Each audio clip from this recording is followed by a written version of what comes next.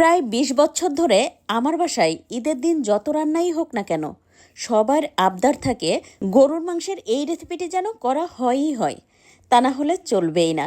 বোঝেন কি অবস্থা? আজকে আপনাদের সাথে গরুর মাংসের অসম্ভব মজার একটা রেসিপি শেয়ার করব।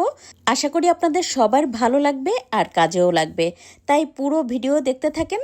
আর ভিডিও ভালো লেগে গেলে শেয়ার করে রেখে দিবেন আপনার টাইমলাইনে, এতে করে যখনই রান্না করতে যাবেন তখন তো একবার দেখে নিয়ে রান্নাটা করতে পারবেন, তাহলে রান্নাটা অনেক বেশি সহজ হয়ে যাবে।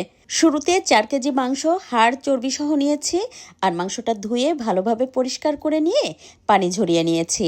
এখন এর মধ্যে 1 কেজির একটু বেশি পেঁয়াজ কুচি দিয়ে দেব, সাথে দিয়ে দেব 5 টেবিল চামচ পরিমাণ রসুন বাটা, 5 টেবিল চামচ পরিমাণ আদা বাটা, সেই সাথে দিয়ে দেব 3 টেবিল চামচ পরিমাণ জিরা বাটা।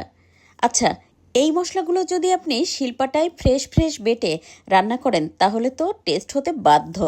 অবশ্যই এই রান্না খেয়ে সবাই আপনার প্রশংসা করবে।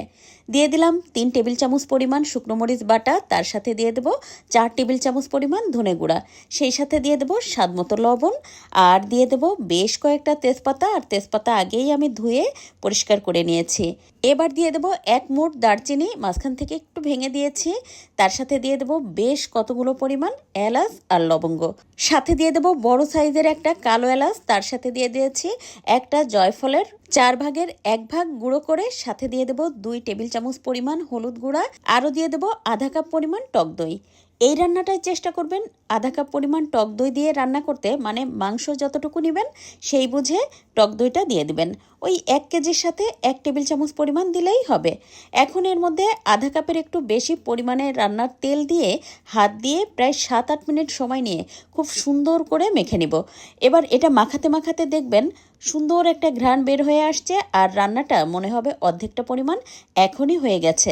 ঠিক এমনভাবে মাখাতে হবে। তারপর তো হাত ধুয়ে এই 2 কাপ পরিমাণ পানি দিয়ে ঢাকনা দিয়ে ঢেকে চুলার আঁচ হাই রেখে এটা রান্না করে নেব যতক্ষণ না পর্যন্ত বলক আসে।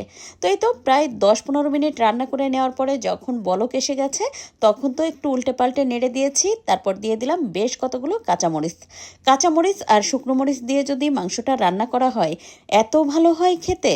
আর ঝালটা আপনারা আপনাদের নিজেদের পরিমাণ বুঝে দিয়ে দিবেন। আমি রেগুলার বাসায় যেভাবে মাংস রান্না করে থাকি সেই রেসিপিটি শুধুমাত্র আপনাদের সাথে শেয়ার করলাম। চুলার আঁচ মিডিয়াম রেখে ঢাকনা দিয়ে ঢেকে বেশ খানিকটা সময় মাংসটা রান্না করে নিয়েছি। যখন মাংসটা 90% মতো সিদ্ধ হয়ে গেছে ঠিক তখনই দিয়ে দিলাম 1 টেবিল চামচ পরিমাণ ঘরে বানানো স্পেশাল গরম মশলা গুঁড়া, তার সাথে দিয়েছি বেশ কয়েকটা কাঁচামরিচ। এতে করে কাঁচামরিচের ঘ্রাণটা ছড়াবে। তারপর তো ঢাকনা দিয়ে ঢেকে আরও 7-8 মিনিট রান্না করে নিয়েছি। আর এই তো দেখতেই পাচ্ছেন ঢাকনাটা খুলে আরও একটু নেড়ে দিচ্ছি, আর রান্না কিন্তু পুরোপুরি কমপ্লিট হয়ে গেছে। এখন ঢাকনা দিয়ে ঢেকে ঠিক এভাবে রেখে দিয়েছিলাম প্রায় 10 মিনিট মতো। আর 10 মিনিট পরে ঢাকনা খোলার পরে দেখতেই পাচ্ছেন কত সুন্দর কালারটা আসছে। আর এভাবে যদি মাংস রান্না করা হয় খেতে ভীষণ ভালো লাগে। আপনারা যারা এভাবে মাংস রান্না করবেন আমি আপনাদেরকে বলবো ফ্রেশ মশলা বেটে এই রান্নাটা করার চেষ্টা করবেন। এতে করে এই মাংস খেয়ে সবাই আপনার প্রশংসা করতে বাধ্য হবে। আসছে ঈদে একবার হলেও ট্রাই করে দেখবেন। আজ এ পর্যন্ত, কাল আবার নতুন কোনো ভিডিও নিয়ে দেখা হবে ইনশাল্লাহ। সে পর্যন্ত সবাই ভালো থাকবেন। আল্লাহ হাফেজ।